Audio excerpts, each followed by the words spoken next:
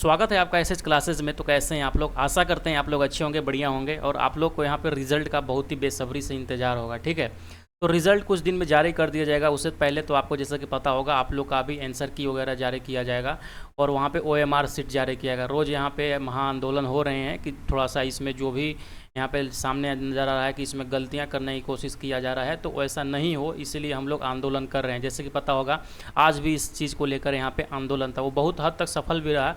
उसके बाद अगर कोई कार्रवाई नहीं होता है तो नेक्स्ट तारीख फिर से यहाँ पे डिसाइड किया जाएगा। ठीक है, तो आज इस वीडियो में हम जो देखने वाले हैं वो देखने वाले हैं क्लास 6 to 8 का जो आपका यहाँ पे मैथ एंड साइंस का आपका एग्ज़ाम हुआ था कि जनरल पेपर हम देखने वाले हैं। जनरल पेपर तो आपका 6 से 8 में किसी भी स्ट्रीम से आप दिए होंगे, 6 से 8 या एसएसटी से आप एग्ज़ाम दिए होंगे या साइंस से एग्ज़ाम दिए होंगे या हिंदी से दिए होंगे, इंग्लिश से दिए होंगे, सोशल साइंस से दिए होंगे, किसी से भी दिए होंगे तो आपका तो जनरल पेपर सेम ही होगा। ठीक है, तो आज हम इस वीडियो में उसी के बारे में बातें करने वाले हैं।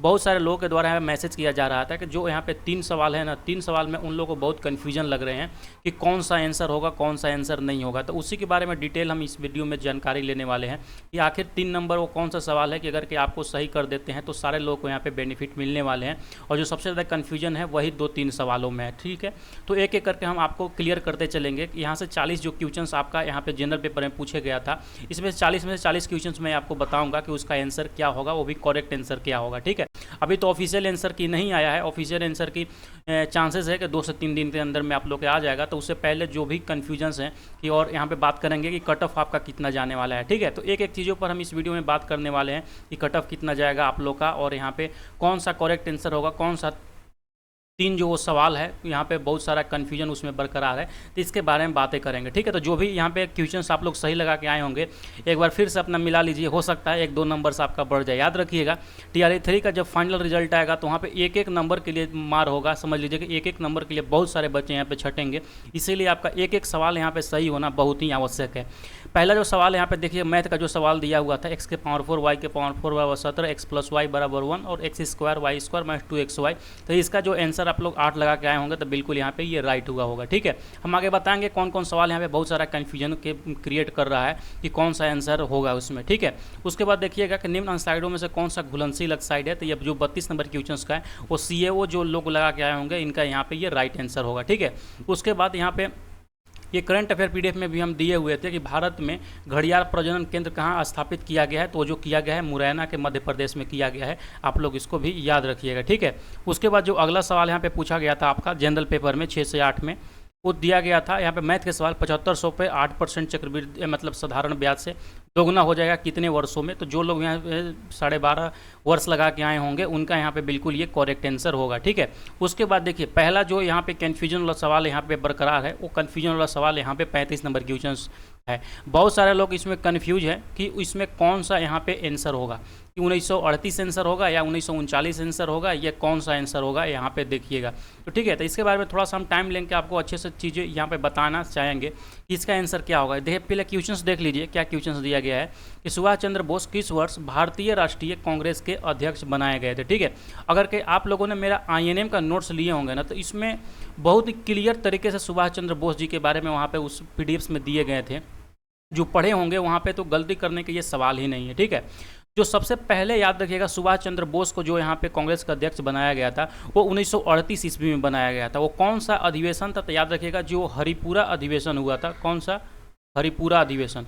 हरिपुरा अधिवेशन 1938 ईस्वी में इनको यहाँ पे कांग्रेस के अध्यक्ष बनाया गया था। ठीक है, उसके बाद अगर देखिएगा 1939 ईस्वी का एक बात आता है। 1939 ईस्वी में आपको बताया था कि जब यहाँ पे त्रिपुरा अधिवेशन हो रहा था उस समय यहाँ पे सुभाष चंद्र बोस और महात्मा गांधी के विरुद्ध में पट्टाभी सीतारामैया यहाँ पे 2 लोग आपस में मतलब इलेक्शन हो रहे थे दोनों के बीच में कि कौन यहाँ पे अध्यक्ष बनेगा। तो फाइनली जो यहाँ पे गांधी जी के जो से खड़े हुए थे उनके फेवर में पट्टाभी सीतारामैया, उनको यहाँ पे हार हो जाता है और सुभाष चंद्र बोस ये चुनाव जीत जाते हैं और 1939 ईस्वी में उनको वहाँ पे देखिएगा तो ये कांग्रेस के अध्यक्ष बनाया जाता है त्रिपुरी अधिवेशन में। ठीक है, तो ये बातें तो आप लोगों को याद होना चाहिए कि जब मैं आईएनएम का आप लोगों को पढ़ा रहा था उस समय भी बताया था सारा ये चीज़ों को। तो इसका जो राइट आंसर होगा 1938 में भी बनाए गए थे, और उस 1939 जो त्रिपुरा अधिवेशन थे वहाँ पर भी बनाए गए थे, लेकिन बाद में ये वहाँ पे ना ये रिज़ाइन दे दिए थे। तो बात अलग है कि ये रिज़ाइन दिए थे।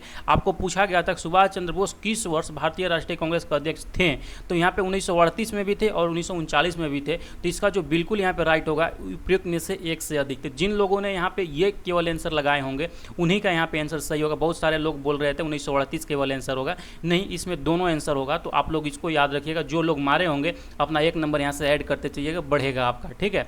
36 नंबर क्वेश्चन देख लीजिए। पूछा गया था कि हाल ही में नेपाल सरकार द्वारा किस शहर को देश का पर्यटन राजधानी घोषित किया गया था, तो वो पोखरा को किया गया था। आपको यहाँ पे याद होना चाहिए, ठीक।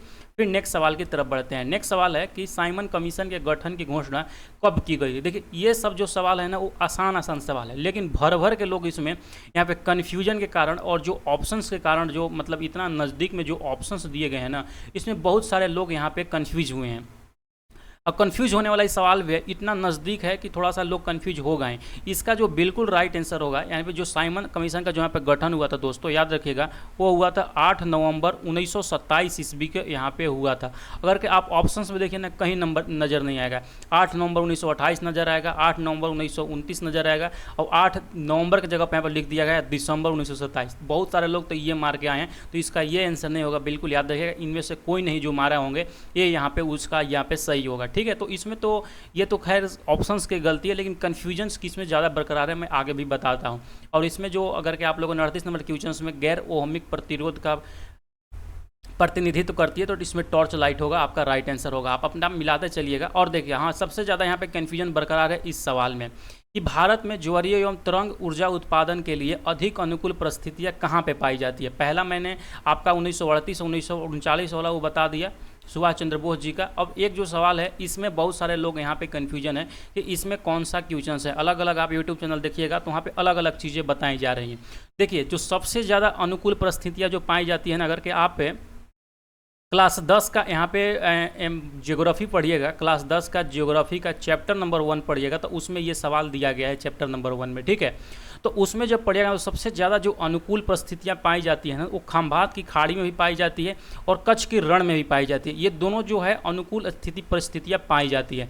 अगर कि यहाँ पे ऑप्शन रहता कि उपयुक्त में से एक से अधिक, जैसे कि यहाँ पे ये सवाल में दिया गया है, अगर कि इसमें भी ऐसा ऑप्शन रहता तो उपयुक्त में से एक से अधिक होता। लेकिन फिर भी सबसे ज़्यादा अगर देखिएगा जो सबसे अधिक, इन दोनों में भी सबसे जो अधिक अनुकूल परिस्थितियाँ पाई जाती है वो खंभात की खाड़ी में पाई जाती है। याद रखिएगा, यहाँ पे जो बिजली उत्पादन किया जाता है तरंग ऊर्जा से, वो 7000 मेगावाट से भी ज़्यादा यहाँ पे किया जाता है। इसीलिए यहाँ पे देखिएगा तो बुक्स में क्लियर दिया गया है कि खंभात की खाड़ी में सबसे ज़्यादा अनुकूल परिस्थितियाँ पाई जाती है। तो इसमें भी बहुत सारे लोग कच्छ की खाड़ी मार के आए होंगे, तो उनका यहाँ पे गलत होने वाला है। और खंभात की खाड़ी जिन्होंने मारे होगा वो कन्फ्यूजन दूर कर लीजिए, आपका यही सही होगा। तो यहाँ से आपका एक नंबर वो वाला हो गया और एक नंबर ये, 2 नंबर जिनका भी होगा वहाँ पे ऐड होगा, बाकी लोगों को तो कम हुआ भी होगा। बाकी 40 नंबर क्वेश्चंस देखिएगा तो इसमें 4 आंसर आपका यहाँ पे आ रहा है। बाकी यहाँ पे एक और सवाल दिया गया था 41 नंबर क्वेश्चन कि भारत सरकार अधिनियम 1935 के तहत बिहार विधान परिषद के प्रथम निर्वाचित सभापति कौन थे, तो राजीव रंजन सिन्हा थे। आप लोग याद रखिएगा, जिन्होंने मारे होंगे वहाँ पर उनका सही होगा। फिर आता है अगला सवाल,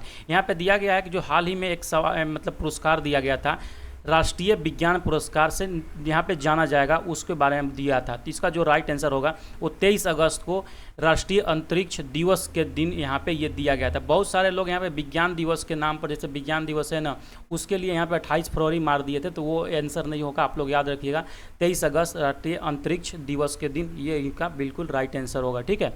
अब ये सवाल तो बहुत बार ही यहाँ पे लग रहा है बीपीएससी का फेवरेट ही हो गया है ये सवाल। ये TRE 1 में भी सवाल पूछा गया था, TRE 2 में पूछा गया था, TRE 3 में भी पूछा गया था जो कैंसिल हो गया था, और TRE 3 के री एग्जाम में भी ये सवाल दिया गया था, ठीक है। तो केंद्रीय विधानसभा में हानि रहित बम किसने फेंका था, तो वो बटुकेश्वर दत्त ने फेंका था। INM के नोट्स में बहुत ही बेहतरीन तरीके से मैंने ये लिख दिए थे। जिनको भी INM का नोट्स चाहिए होगा नीचे दिए गए डिस्क्रिप्शन में यहाँ पर लिंक दे दूँगा एप्लीकेशन से जाकर उसको परचेज कर लीजिएगा, ठीक है।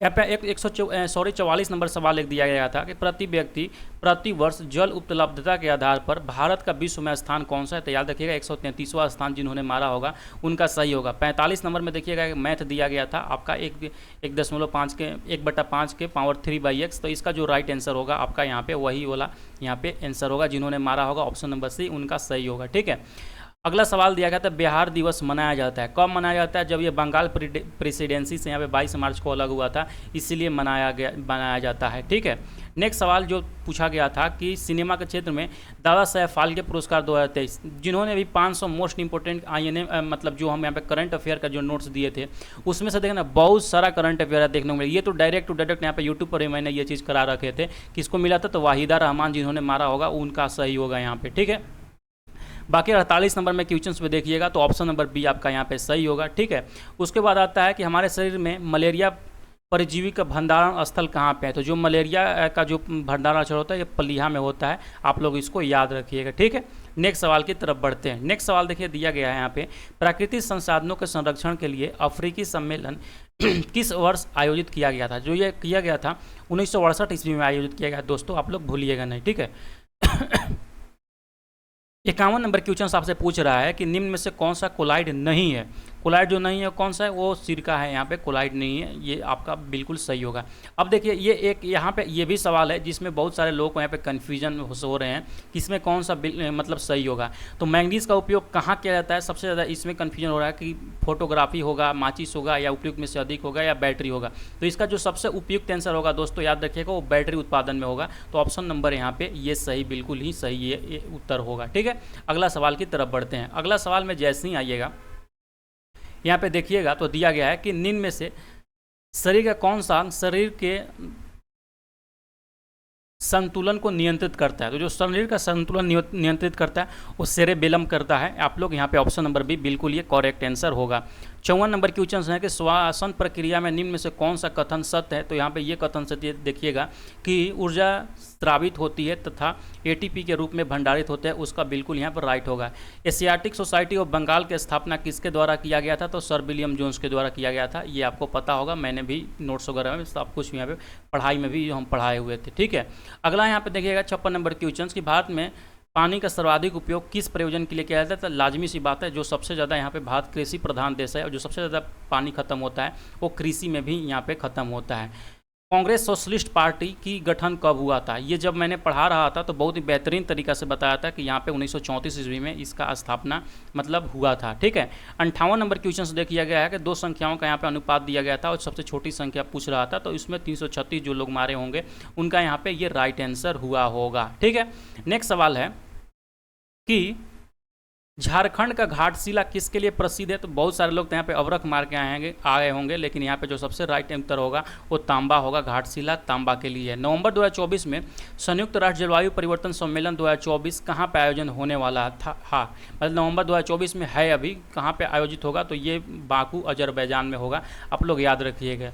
और भारत और नेपाल के बीच में कौन सा नदी यहाँ पे बनाती है, सीमा बनाती हैं, तो वो काली नदी बनाती है। क्लास 10 में अगर के हमारा आप लोग ज्योग्राफी का नोट्स पढ़े होंगे तो जाइएगा, उसमें डायरेक्ट टू डायरेक्ट यहाँ पे लिखा होगा। कुछ दिन के बाद जैसे ही ऑफिशियल आंसर के आता है तो मैं उसका आप लोग को रिव्यू दूंगा कि कितना सारा नोट्स से सवाल यहाँ पे आए हुए थे। ठीक है, अगला सवाल देखिए यहाँ पे सड़क प्रकाश में उपयोग आने वाले बल्ब जोड़ा जाता है किस में, मतलब किस तरीके से जोड़ा जाता है, वो जो जोड़ा जाता है समानांतर क्रम में यहाँ पे जोड़ा जाता है, आप लोग याद रखिएगा। फिर आता है अगला सवाल कि विश्व का कौन सा देश अपने संविधान में गर्भपात का अधिकार सुनिश्चित करने वाला पहला देश बना था। वो जो पहला देश बना है वो फ्रांस बना है। ठीक है, तो आप लोग बताइएगा लास्ट में कितना आप लोग यहाँ पे जनरल पेपर में क्वेश्चंस का सही उत्तर आ रहे हैं, यानी कि 40 नंबर मार्क्स हैं, इसमें से आपका कितना मार्क्स यहाँ पे बन रहे हैं आप लोग कमेंट सेक्शन में जरूर बताइएगा।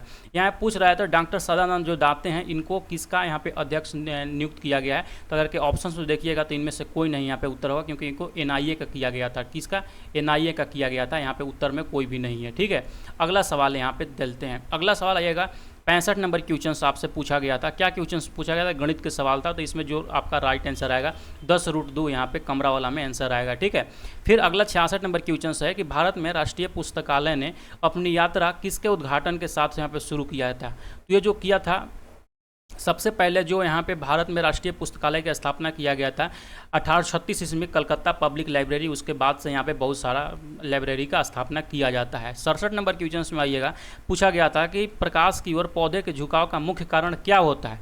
तो सबसे यहाँ पे मुख्य कारण होता है प्रो के छायादार भाग की ओर ऑक्सीजन का विसरण। यहाँ पे इसका बिल्कुल ये राइट आंसर होगा। ठीक है, नेक्स्ट सवाल यहाँ पे देखते हैं।